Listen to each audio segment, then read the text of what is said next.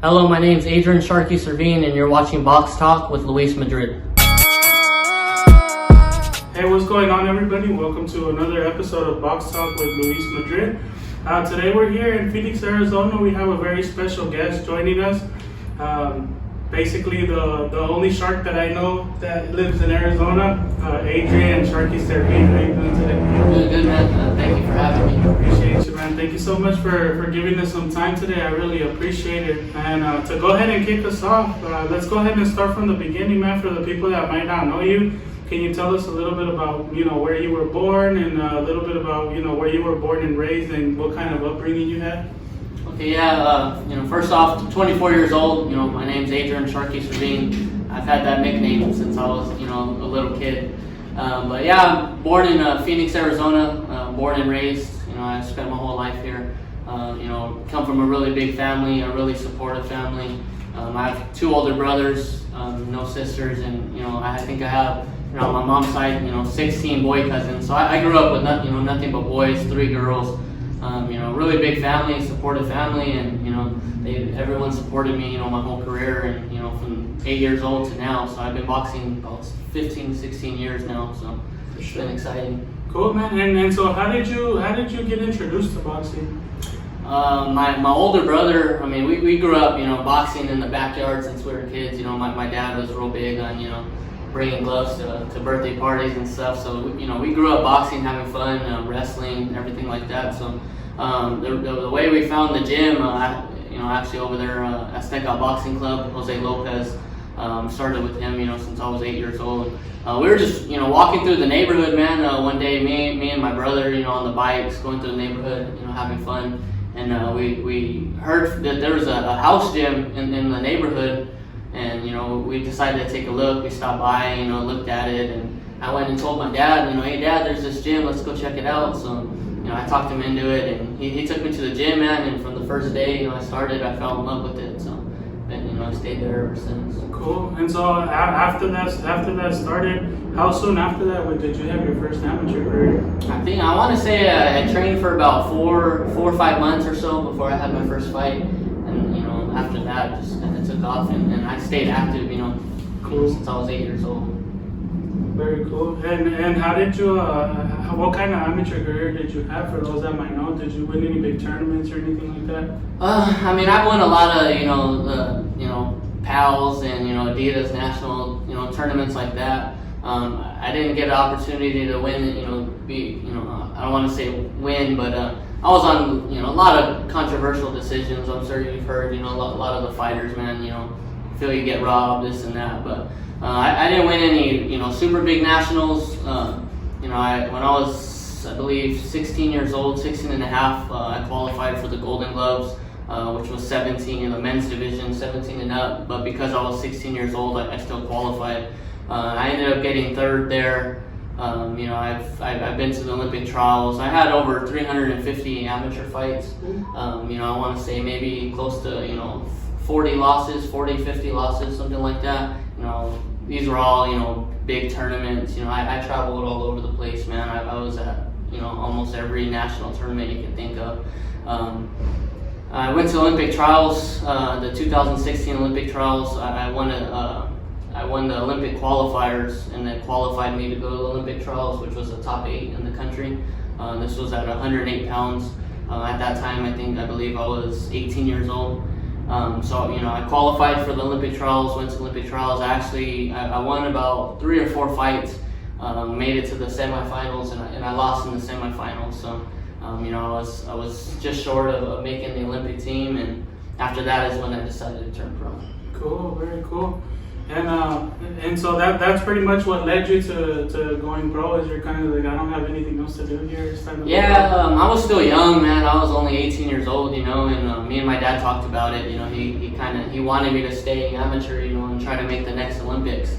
I was 18 years old, beating guys, 24-year-olds, 25-year-olds, grown men. So at that time, we talked about it, and actually the semifinals fight that I lost, it was really controversial, man. We got a lot of boos. I felt strongly in my heart, man. At any fight that I ever had, I felt like I was definitely robbed in that one. You know, I was devastated, you know, big time. I felt like beating that one kid. His name was Leroy Davila. For me, at the Olympic trials, he had the hardest style to beat just because of style. You know, stylistically, you know, it was harder. It would be harder to beat him than the guy that actually went to the Olympics, who ended up winning a bronze medal at the Olympics. His name was Nico Hernandez. For me, that would have been a much easier fight style-wise. You know, I could have just outboxed him all day long. He was more of a banger, come inside and bang type of fighter, which, you know, I beat that since I was a little kid. You know. Yeah, Leroy Davila, he had more of like a Floyd Mayweather style, you know, stick and move. He was really fast, really technical. So when I fought Leroy Davila in the semifinals, you know, it was a controversial loss. You know, I really felt like I won that fight. So when we talked about, you know, waiting another 4 years to go to the, you know, try to make the next Olympics, I told my dad, you know, what if the same thing happens? You know, we do the Olympic journey, you know, for another 4 years, and I feel like I get robbed again. You know. That's 4 years wasted that I could, you know, develop myself as a professional. So we made the decision to go pro, and, you know, it's been paying off. You know. Very cool. I always like to say that, man, if people think that the politics and stuff are crazy and the pros and the amateurs, so I feel like it's just as bad sometimes with decisions and everything. That's crazy. Awesome, man.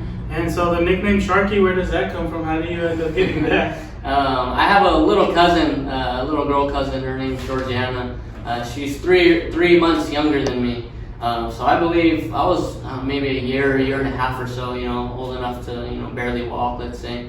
One of my aunts, my dad's one of my dad's tias used to watch us, and one day she was babysitting us, you know, at the house. You know, my parents were at work and stuff. She was my babysitter. She went outside to go hang some clothes, man, and my little cousin Georgiana, I just bit her, you know, all over the place about 30 times. You know, my tia ran in, you know, she was screaming and stuff like that. So, dude, I just nibbled all over, man, her arms, her face, her legs. You know, I think they counted like 30, 40 bites. You know, I was just nibbling on her. So, you know, it originally started from that, man. And like I said, I grew up with, you know, I'm the baby boy of 16 cousins, you know, so. You know, whenever I'd be getting picked on or beat up, you know, by my brothers or my cousins, I would just bite them, you know. And I even bit a kid at school for taking my book, you know. So the nickname, you know, I just used to bite, man. That was my defense, you know, to just grab you and bite you. You know, I just got so frustrated. But you know, that's where the nickname started. You know, my tata, my mom's dad, you know, he used to call me Sharky, you know, all the time. He's a little shark, you know, call me Sharky and stuff. And then. You know, once I had my first fight at 8 years old, let's go Sharky, you know, and that name just it fit perfect, man. So yeah, I've had that since I was a year old. Yeah, that's cool, man. And so to talk to you a little bit about I guess the professional career a little bit. I know you're a huge favorite here in Arizona. Everywhere, you know, even when you're not fighting, you're always at the shows supporting. Why do you think the local fans gravitate to you so much? I want to say, man, I mean, one, I you know, my fights have always, I feel like, you know, been exciting. You know, I've always put on exciting fights. You know, I've always, you know, I give them all, you know, when I go out there to fight. But even more so, I feel like, you know, I carry myself with class and respect. You know, I respect everybody. You know, I give everybody you know, their respect. And, you know, I'm just big on supporting, man, Arizona fighters. You know, I want everybody, you know, the more that make it out of Arizona, you know, the better. So. You know, for me, it's, you know, I always support, you know, local fighters, and, you know, I always, you know, give them the respect, and I think people see that, you know, and people appreciate that, and I think that's why, you know, I attract so many, you know, fans and friends, family, everything like that. For sure. And I mean, it's one thing to say, you know, I root for him, I support him, or a quick post or something like that, but you're literally at the fights, and, you know, taking time out of your day, spending money out of your pocket, so. I'm sure the local scene appreciates that. That's cool, man. Yeah, even for the kids, man. You know, like I get a lot of kids that look up to me, and, you know, oh, Shark, you know, they get excited to see me, want to take pictures, and, you know, that's cool, man, and that's awesome. You know, if I could be a role model, you know, for any little kid out there, you know, and show them, you know, you work hard and you dedicate yourself to your craft and you work hard for it, and, you know, nothing can stop you, you know, and I want to be an example, you know, for just don't be teaching them to bite people, man. Yeah, hopefully not, man. And so where do you think the Arizona boxing scene is now, as far as like just the future? You see any world champions coming out of here soon, hopefully? Yeah, definitely, man. I mean, you know, we've had a couple fighters, you know, fight for world titles. You know, 2 of them recently. You know, they came up a little short, but you know, Arizona is moving, man. The fighters are moving. We're making a name for ourselves. You know, there's this last year, you know, after COVID, I think there's been, you know, a boxing show every, you know, 2-3 months. You know, so you know, they're staying active. You know, Arizona fighters, we're getting our fights. You know, there's a lot of undefeated prospects out there, and you know, I think within the next year or 2, man, there'll be an Arizona champ, you know, a world champion, you know, at Arizona. So just keep supporting everybody, you know.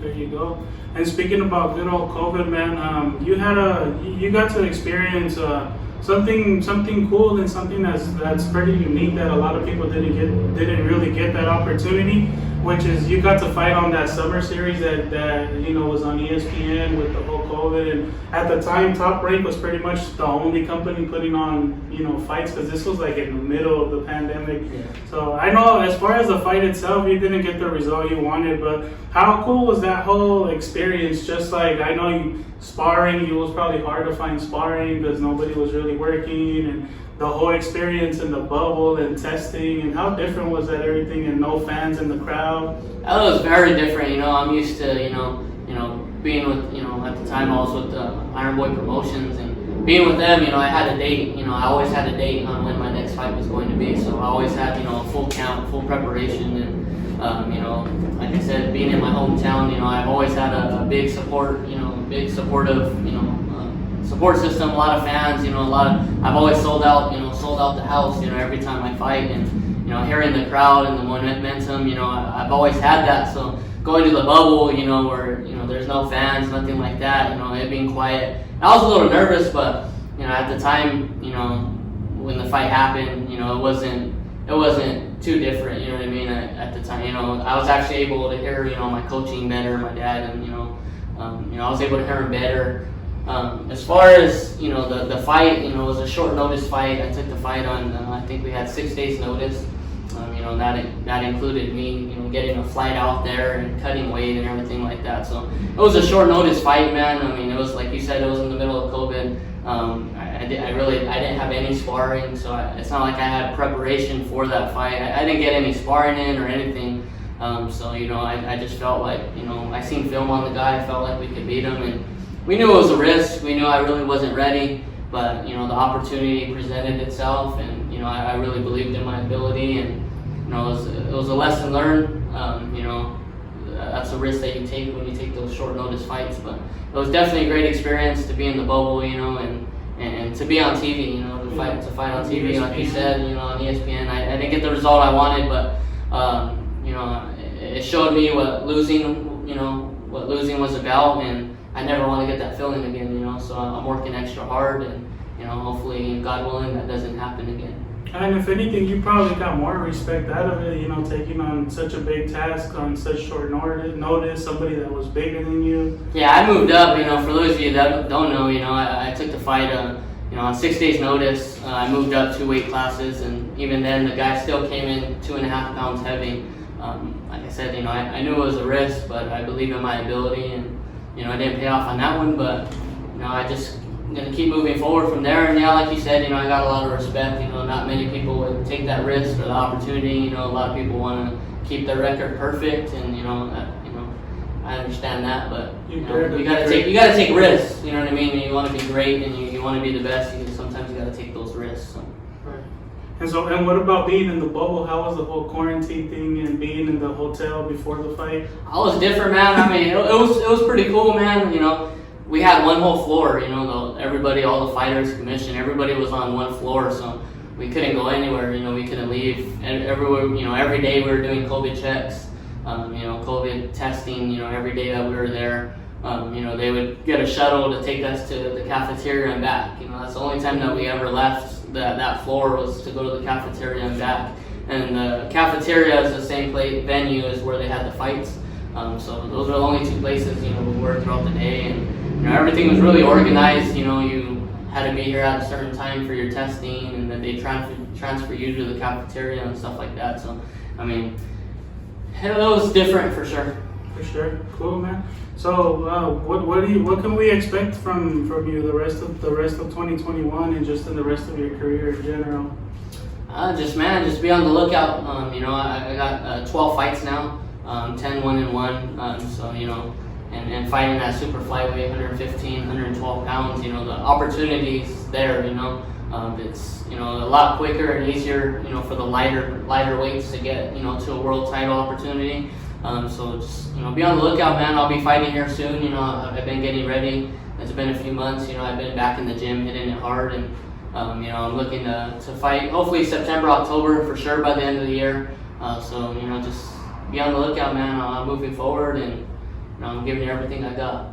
And speaking about that, man, I actually almost forgot a really big question I wanted to ask you. I know you recently, I don't think a lot of people know yet, but I know you recently, made the move to California for the betterment of your boxing career. So I know you left a great job behind. So what went into that decision to just say, hey, I'm just going to risk it and go do this? It was always something, that I knew I would have to do at some point, in my career. I turned professional when I was 19 years old, and at that time, my dad, focus on boxing, don't work. But having a kid, she's 7 now, but I have a little girl. So at that time, I was worried about her. I have to pay bills, I need to make money, and being wanting to take care of my responsibility and not put it off on anybody else. So I knew at some point I'd have to make that decision. What really helped me was taking that loss. For 3 years, I was undefeated, building myself, and then to take a loss, I knew it set me back just a little bit. And it kind of opened my eyes, man, that those phone calls at this point in my career, those phone calls are going to come, those short notice fights are going to come, and if I'm not ready, I'm going to miss my opportunity, and that's not going to happen again. So after that loss, man, and after COVID, and I knew fights were starting to present itself again, fights were starting to happen. I decided to make the decision, man. It was always something I thought about, but one day I thought really hard, and I said, I told my dad, I'm gonna put my 2 weeks notice in tomorrow. For those of you that don't know, I worked for the city, so the city of Goodyear, I had a really good job, good benefits, and I knew to succeed in my career, to say I gave it 100%, I needed to make that move. So I'm with Robert Alcazar now in California, and everything's going great, man. So it's a different level of training, different level of preparation when that's all you do is box, every day.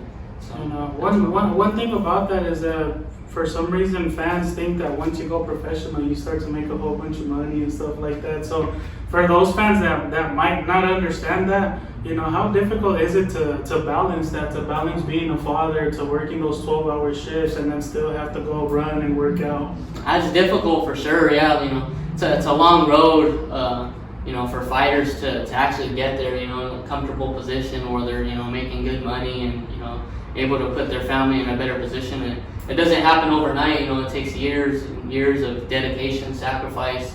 For 4 years, I did that. I was a full-time dad, full-time worker. I worked full-time. I went to school, for several semesters. So that was hard, man. It was a lot, and to go train, 2 hours a day, after you've already had, a long day at work, and get to spend time, trying to spend time with my daughter as well. It was difficult for sure, and I stuck it out for a couple of years, and I was able to have a savings good enough to where I can go full time, and I think that's what has really helped me. For sure. Cool, man. Well, thank you so much for sharing that information, and we're always behind you and rooting for you. So we wish you the best of luck with your career as far as that goes. So transferring into the next segment a little bit, it's just fight breakdowns. I have 3 upcoming fights. Well, 2 of them are for sure. One of them is still kind of, I don't know. Just let me know what you think, break it down and see how the fight is going to go, all right? The first fight that I have for you, let me see, which one is it? We have the Spence versus Pacquiao. How do you see that one playing out? That's going to be a really good one, man. You can't count Pacquiao out, man. I think he's like 41, 42 years old, but man, he's one of the greats, and he's one of the greats for he's one of the greats for a reason, man. And I think even at that age, I think he can compete, with the highest level, athletes. But Spence, man, he's big, he's strong, he's young, and he's hungry, man. And you know, when it comes down to that fight, I think, you know, I'll have to give it to Spence. I think Spence, with his size and his speed and his youth, man, I think he'll be able to keep Pacquiao on the outside where he needs to. It'll be definitely it'll be fireworks, man. But I'm gonna have to go with Spence on that one. I think Pacquiao's still going to be dangerous, though. Oh yeah, I think Spence has ever seen angles like that. Yeah, angles, and I mean, yeah, it's going to be fireworks, man. But sure. I think Spence is smart enough, you know, his IQ and his size. I think he'll be able to keep Pacquiao at a distance, you know, when he wants him. So, but like I said, you can't count Pacquiao out. Yeah, for sure. The second fight that I have for you is the Wilder versus Fury trilogy. How do you see that one going? That's going to be a good one too, man. I'm gonna have to go with the Fury on that one.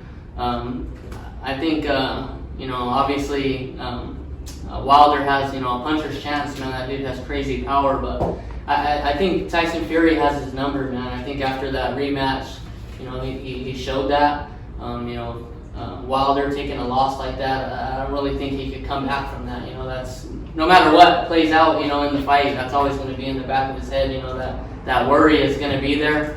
And I think Tyson has his number. Plus, he's already 35. Yeah. Yeah. Cool. And then the final one, this one, I mean, I guess we're all kind of hoping for it, but it's not official yet. I don't even know if it's still in the works. The Canelo versus Caleb Plant fight. I don't know too much about Caleb Plant. I don't think I've ever even seen him fight, you know, live or anything like that. I've seen highlights and, you know, seen a lot of people talk about him, man. But Canelo's, you know, confidence and everything is really high right now, man. And you know, he's knocked down every opponent they put in front of him. And like I said, I don't know too much about Plant, but just, you know, based off of the things that I hear, I think, you know, Canelo will take that one as well. Yeah, Canelo's just like in his prime right now. Like he's just getting, like, he gets better every fight. Yeah, every fight, man. He's strong. Dude has crazy power, man, and he's just comfortable in there, you know. And it seems like every fight, you know, he has his way with his opponents, and you know, maybe Caleb Plant could do something different, you know. For sure. And then that sounds good, man. Well, thank you for that. So we'll finish up with the last section, the last segment. We call it 12 rounds of boxing.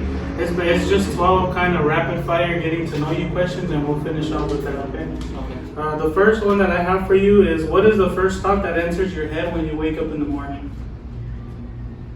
Just be positive, man. Have a great day. You know, I thank God, you know, every day for you know, blessing me with another day, another opportunity, and you know, really that's the first thing I think about is to thank God and just to make the best out of that day. You know, life is short. You never know what's happening, man. So, I've been waiting for that answer for a long time, and everybody always says like, what am I gonna eat today, or I have to work out. I'm like, doesn't anybody thank God first? Oh yeah, definitely, man. You have to thank God. You know, he's cool. The question number 2 is, what is your favorite childhood cartoon? Childhood cartoon. Or if you didn't have one, just show. I don't know, man. I watched a lot of Tom and Jerry growing up, but that's kind of, I'm not too sure, man. For sure. Question number 3 is, if we were to take your phone and shuffle it and look through the music playlist, just shuffle it, what's an Adrian Sharky Servin playlist, like music playlist? Oh man, my playlist is all over the place, but mainly country music. You know, I'm real big on country music. You know that.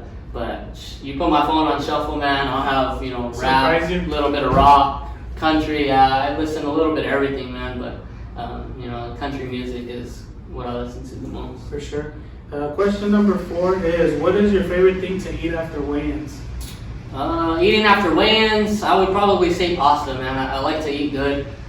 You know, after my weigh-ins, I don't like to go eat pizza or wings or anything like that. You know, it's a little bit unhealthy.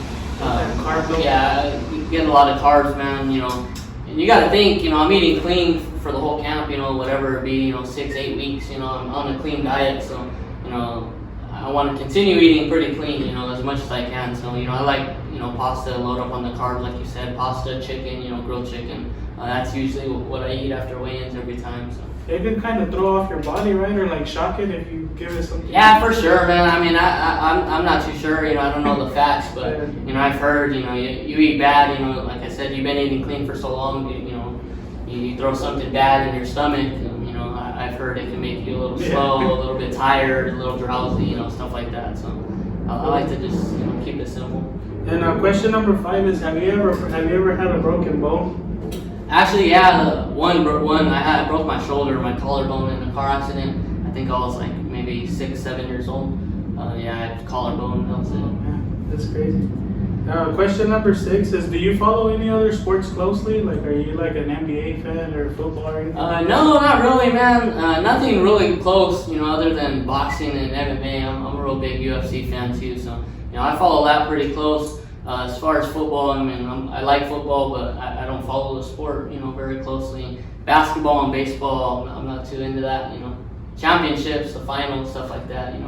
I get into, but other than that, man, just boxing and UFC. Cool. Question number 7 is: If a movie was made about your life story, who would play you? Who would play me? Oh, that's a good question. I've never thought about that. It can't be you, or maybe when you retire. I don't know, man. That's a hard one. I wish I could answer that. I can't think right now. All right. Question number 8 is: What is your biggest pet peeve, if you have one? Biggest pet peeve? I'm not too sure on that one either, man. Question number 9 is: What hobbies or activities do you enjoy doing outside of boxing? I like spending time with family, man. I'm really big on family, and I like doing things together, with my cousins and stuff like that. Spending time with my daughter, really family time, man. That's the only hobby that I have. Whether we get together, barbecue, or we go play volleyball, go swimming, whatever we do. But family time is really big for me. For sure. Question number 10 is: What is the best life advice that you've ever received? The best life advice, just to work hard, man. Just to work hard and live every day, like it's your last, man. Make the best out of every day. I mean, you're always gonna have those struggles in life. You're always gonna have those bad days, but as long as you mentally you can just move past that and see the light at the end of the tunnel, then that's the best advice I've ever gotten. It's worked. For sure. Question number 11 is: What is the worst job that you've ever had to work? I haven't had too many jobs, man. Actually, I worked with my dad since my dad's been self-employed construction since I was a little kid. So over summer breaks, winter breaks, any school break I got, weekends, whatever, I'd go to work with my dad, work construction, and then once I graduated high school, I had 2 little warehouse jobs for a couple months, and then at 19 years old, I landed a job with the city of Goodyear. So I haven't had too much job experience, but I would say the worst one was working with my dad, man. Hey, but I mean, he taught me to work hard, and he taught me, that, what it's like to work hard and to provide, and he always, took us to work to show us, you don't want to do this for the rest of your life. So For sure. That's why I work so hard, with my boxing. That way, I could, succeed, in the best way possible in my career, go as far as I could get, man, and just, to be smart with my finances. That way I could, hopefully retire at a young age and, be healthy and everything like that. So For sure. And then the last question, this one's always a really big debate for the people that care about it. When it comes to wings, do you prefer flats or drums? I would say drums, man. I like drums. Yeah, I'm big on drums. Extra crispy. For sure. Yeah, but cool, man. When I asked you about the sports, you mentioned UFC. I know this isn't exactly UFC, or it's totally different, but it just kind of reminded me of another quick question that I forgot to ask you. I know you actually had a Muay Thai fight or something at one point in time, right? yeah, I was 15 years old. Yeah. How did that come about? I mean, like I said, dude, at 8 years old, I grew up boxing and wrestling. Those were the 2 sports that, I've done since I was 8 years old all the way through high school. So my oldest brother, he did MMA when I was he was, I think, 15, 16 years old. He was real big in MMA, and at that time, I was 8, 9 years old. So I was always around it, man. Always around it, always watching the UFC at a young age, and my dad would always, playing around, fighting with my brothers. My dad would always show me how to kick. So at a young age, I was kicking a pad that my dad would hold for me, and I was learning how to kick and everything like that, because originally I wanted to do MMA, so that was something I've always loved. That Muay Thai fight, that came about because a friend of mine, his name, they call him Rhino. His dad was, he was a boxer himself, but he also did Muay Thai. And his dad, Rob Garcia, was actually his boxing coach and coached him for Muay Thai as well. And I remember being like 13 years old, I want to say 13, 14 years old, and I went to Rhino's gym to spar. We were gonna do boxing, but I guess Rhino got a call to do a Muay Thai fight. So his dad was like, "Hey man, like have you ever done Muay Thai?" I said, "No, I've never tried it." He goes, "Yeah, Rhino has a Muay Thai fight coming up. Can you help him, kick spar? Just get in there, just help him kick spar. That way he can get ready, for his Muay Thai fight." So, yeah, sure, I'll do it. It was my first time, man. So I put on the shin guards and everything like that. And, like I said, I always practiced it growing it up, playing around and practicing with my dad. So I actually did really good, against Rhino in the sparring. And then I was, like I said, 13, 14 years old. So like about a year later, I want to say, the coach, Rob Garcia, he got a phone call that a kid from Philadelphia, a really well-known kid out of Philadelphia, was coming to Phoenix for a Muay Thai show, and they were looking for an opponent, which was at my weight class. I think at the time it was like 105 pounds, something like that. So the first person that came to mind for him was me. So he called me, "Hey, this guy is undefeated, really good kid, you want to take the opportunity?" I think I had like 3 months to prepare for it. So I told my dad about it, we said yeah, and dude, I hit it hard for 3 months, probably the hardest training I've ever done, man. But yeah, I hit it really hard, and I got ready the best way I can, and I didn't get the win, but it was a great fight, and for me, never fighting before, fighting an undefeated guy from Philadelphia, man, it was exciting, it was awesome. It was a great experience. Cool, man. Sounds good, man. Well, before we let you go, do you have any final words or anything you want to say to your family, friends, supporters, and any social media that you want to give out? I just want to say thank you, everybody for supporting me, my whole career. Things are moving along for me. Like you touched on me moving to California. I'm with a new coach now, Robert Alcazar, and we're getting the ball rolling, man. So I just want to thank everybody for supporting me. Be on the lookout. I'll be fighting within the next couple of months. You can follow me on all social media at Sharky_Servin, Adrian Sharky on Facebook. I just want to thank you guys and ask that you continue to support us. Not just me, but other Arizona fighters. That's how we make a living. Off of ticket sales and stuff like that. So we appreciate the support, and let's get the next world champ from Arizona. For sure. And then by any chance, do you still have shirts? I don't know if you want to talk about. Oh yeah, I have t-shirts for sale. These are them right here. Adrian Sharky Servin t-shirts. $20 a piece. If anybody wants, to put an order in, just message me. Like I said, Sharky_Servin on all social media, and I'd be more than happy to get that to you. Perfect, man. Well, there you have it, man. Thank you so much for giving us some time today. I really appreciate it. And thank you, everybody, for tuning in to another episode of Box Talk with Luis Madrid. God bless. Thank you. God bless.